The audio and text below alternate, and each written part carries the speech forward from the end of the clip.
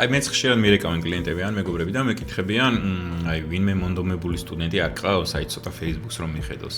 ან მიგდებენ ხოლმე რეზიუმეს, იცნო, კარგი ტიპია, ვიყვანო, მაგრამ მარკეტინგში ადამიანების შერჩევა ეგრე მარტივი არ არის. პირველ რიგში შენ უნდა იცოდე, ვინ გჭირდება.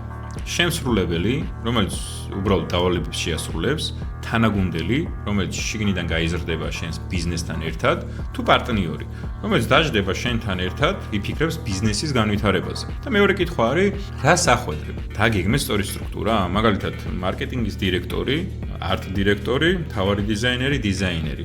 რა როლისთვის ეძებ ადამიანს?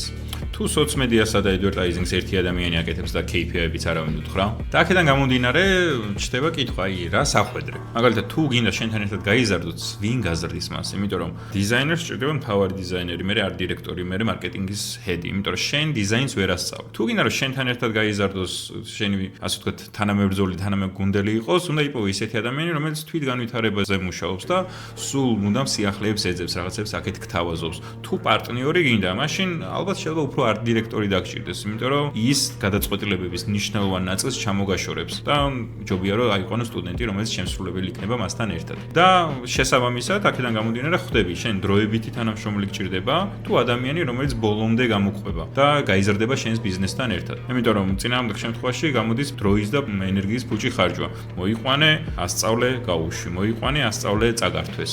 ამ სტრესზე რო არია, რომ ამიტომ ჯერ სტრუქტურა უნდა შექმნა, სისტემა და მერე იპოვო ის ადამიანები, რომლებიც ამ სისტემას შეესაბამებიან.